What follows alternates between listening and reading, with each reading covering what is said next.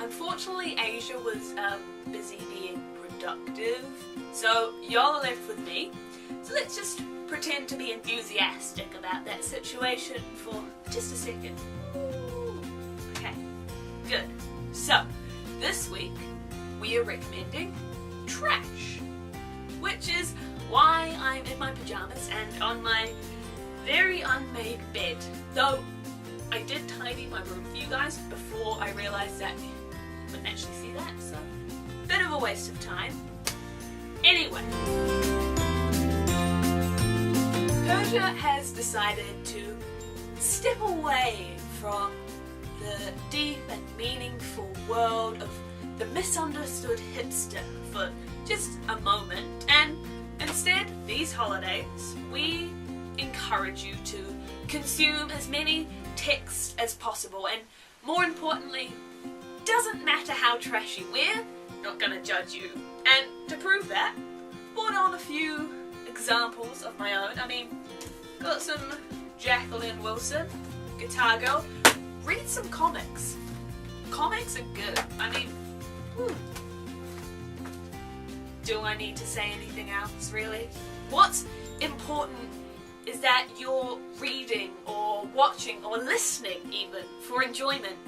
Get back to what's important about English. I mean, I realised the other day that for the past 3 years that I've done English at WGC, every single year that I've written about the Holocaust in some form or another. I mean, this year I'm writing about the Holocaust in both my visual text and my written text essay, and that's kind of crappy, to be honest. If you're not enjoying it, then what's the point?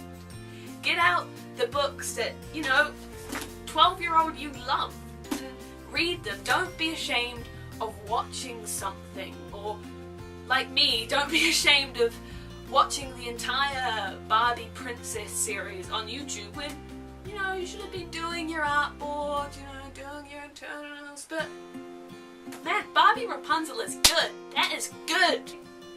We shouldn't always feel the need to have to find some greater meaning in a text, or worry about memorizing a quote, or whether that close-up shot showed some great angsty inner turmoil of the protagonist, or whether it just showed that he was hungry.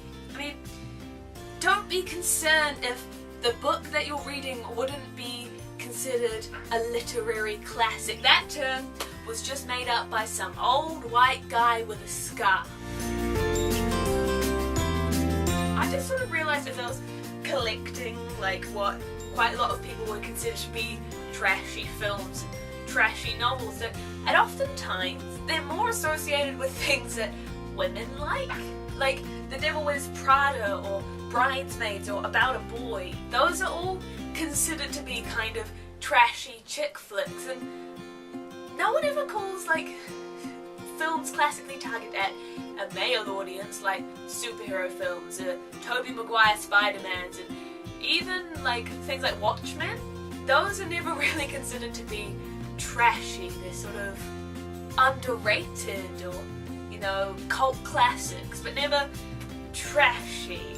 And it's just, I feel like we need to reclaim the genre of the chick flick and the genre of trash films and novels, and leave the literary hipsters to drink their Peruvian coffee and talk about the meaning of life, man. Because they're the ones that are missing out on some great Meryl Streep hits.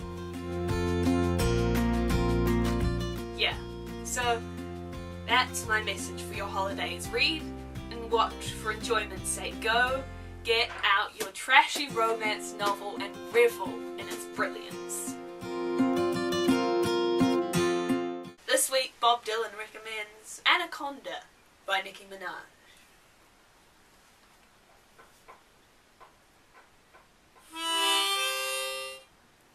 Ma, anaconda don't, ma, anaconda don't, ma, anaconda don't want none, unless you've got buns, hun.